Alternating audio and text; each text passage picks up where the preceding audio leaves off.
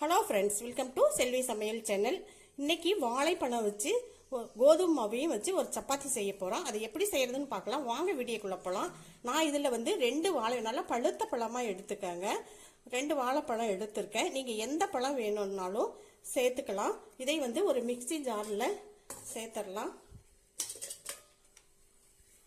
மிக்சியில் சேர்த்த பின்னாடி அந்த மாவுக்கு தகுந்த மாதிரி நான் இதில் வந்து 1 ஸ்பூன் வந்து வெல்லம் பொடி பண்ணி எடுத்து வச்சுருக்கேன். இதை வந்து இதில் சேர்த்துக்கலாம். இன்னும் கொஞ்சம் சேர்த்துக்கலாம். இதை போட்டுட்டு நல்லா அடித்து எடுத்துகிட்டு வந்துடுறேன். இதைய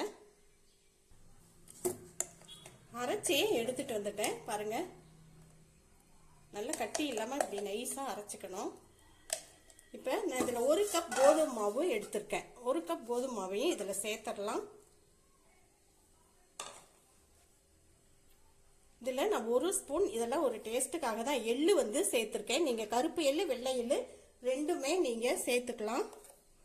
இதுக்கு தேவையான சால்ட்டு வந்து சேர்த்துடலாம்.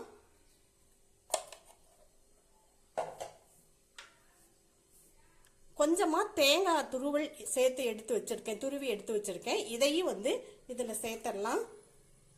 ஒரு 2 ஸ்பூன் இருக்கும். எல்லாத்தையும் ஒன்றா நல்லா மிக்ஸ் பண்ணி விட்டு கலருக்காக ஒரு பிஞ்சு மஞ்சத்தூள் வந்து சேர்த்துருக்கேன். சேர்த்துட்டு நல்லா கலந்து விட்ட பின்னாடி நம்ம அடித்து வச்ச வாழைப்பழத்தை இதில் சேர்த்துடலாம். நான் தண்ணி ஊற்றாம தான் அரைச்சி எடுத்துகிட்டு வந்திருக்கேன். ஏன்னா தண்ணி இதில் மாவுக்கு பிசையும் பொழுது அதிகமாகிடணும். பத்தலைன்னா கூட அப்புறம் தண்ணி ஊற்றி பிசைஞ்சிக்கலாம். இதுலேயே நல்லா பிசைஞ்சிக்கலாம்.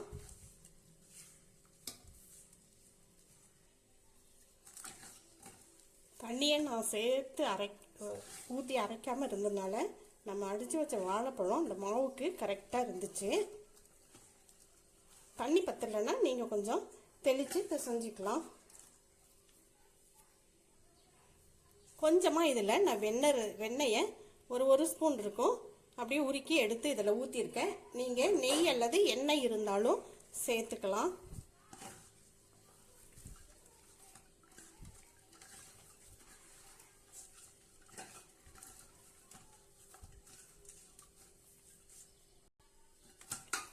நல்லா பிசைஞ்சாச்சு. சப்பாத்திக்கு பிசைறது போலவே தான், வேற ஒன்றும் இல்லை.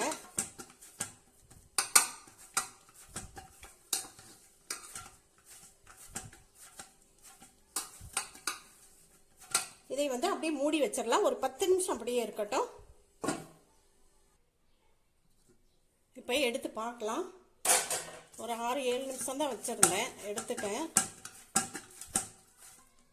5 நிமிஷம் வச்சாலுமே போதுமானது. 10 நிமிஷமும் வச்சுக்கலாம், ஒன்றும் தப்பு இல்லை. இதையை வந்து உருட்டி எடுத்துடலாம். தேவையான சைஸில் உருட்டி எடுத்துக்கலாம்.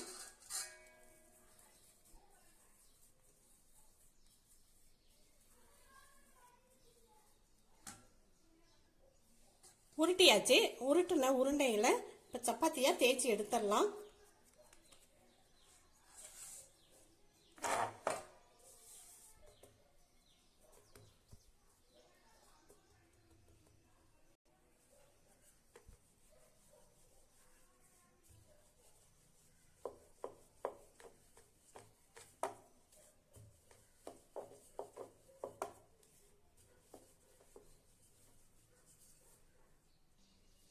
தேய்ச்சாச்சு.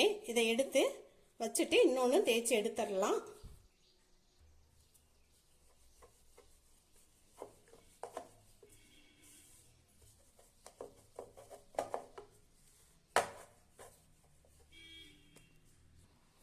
நான் அரிசி மாவு தான் அப்படியே போட்டு தேய்க்கிறேன். நீங்கள் அரிசி மாவு இருந்தாலும் அப்படியே தூவி விட்டு தேய்ச்சிக்கலாம். இல்லைன்னா கோதுமை மாவும் மைதா மாவும் எது இருந்தாலும் எடுத்துக்கலாம். அரிசி மாவு வைக்கும் பொழுது நல்லா கொஞ்சம் தேய்க்க நல்லா இருக்கும். இதையும் எடுத்து வச்சிடலாம். அடுத்ததும் தேய்ச்சிக்கலாம். தேய்ச்ச சப்பாத்தியை தோசைக்கல்ல அடுப்பில் வச்சுருக்கேன், அதில் சேர்த்துடலாம். வேகட்டும். அடுப்பை மீடியமாகவே வச்சுக்கோங்க. இப்போ நான் வந்து எண்ணெயை சேர்க்குறேன். நீங்கள் குட்டீஸ்ங்களுக்கு கொடுக்கும் பொழுது நெய்யும் சேர்த்துக்கலாம். வாழைப்பழத்துக்கு திருப்பி போட்டுடலாம். ஒரு சைடு வெந்துருச்சு. வாழைப்பழத்துக்கு தகுந்த மாதிரி நீங்கள் வந்து இனிப்பை வந்து சேர்த்துக்கோங்க. இது வந்து நல்ல ஒரு ஈவினிங் ஸ்நாக்ஸாகவும் குழந்தைங்களுக்கு கொடுக்கலாம். ரொம்ப நல்ல ஹெல்த்தியானதும் கூட வாழைப்பழத்தில் இப்படி செஞ்சு தரும் பொழுது. அப்படியே லைட்டாக திருப்பி போட்டு எடுத்துடலாம். பாருங்க, நல்ல கலராக இப்படி வந்திருக்கு.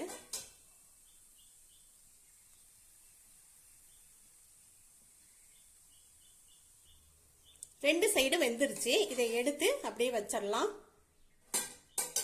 இன்னொன்று போட்டுடலாம். ஒன்று போட்டு எடுத்துடலாம். இது ஒரு சைடு வெந்துருச்சு. இன்னொரு சைடு திருப்பி போட்டுடலாம். ரெண்டாவது வெந்துருச்சு, எடுத்து வச்சிடுறேன்.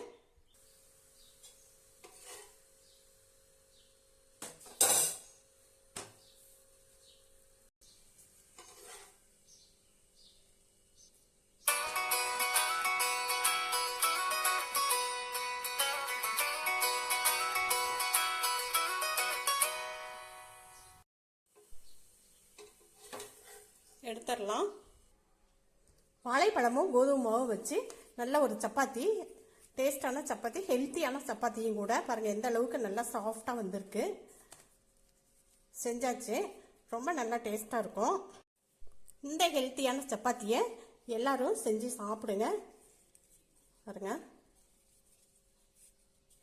நல்லா சாஃப்டாக இருக்கும், டேஸ்டாகவும் இருக்கும். நல்ல இந்த சாஸில் நீங்கள் தொட்டு சாப்பிட்றதுனாலும் சாப்பிட்லாம், சும்மாவே அப்படியே இதை மட்டும் கூட சாப்பிட்லாம். ரொம்ப நல்லா டேஸ்ட்டாக இருக்குதுங்க. இந்த சாஸில் தொட்டு சாப்பிடும் பொழுது இது வந்து தக்காளி சாஸ் தான் நான் எடுத்திருக்கேன். ரொம்ப டேஸ்ட்டாக இருக்குது. இந்த வீடியோ பிடிச்சிருந்துச்சுன்னா லைக் பண்ணுங்கள், ஷேர் பண்ணுங்கள். சப்ஸ்கிரைப் பண்ணாதவங்க சப்ஸ்கிரைப் பண்ணுங்கள். பக்கத்தில் இருக்கிற பெல்லையும் ஆளுங்கிற ஆப்ஷனையும் டச் பண்ணுங்கள். நன்றி.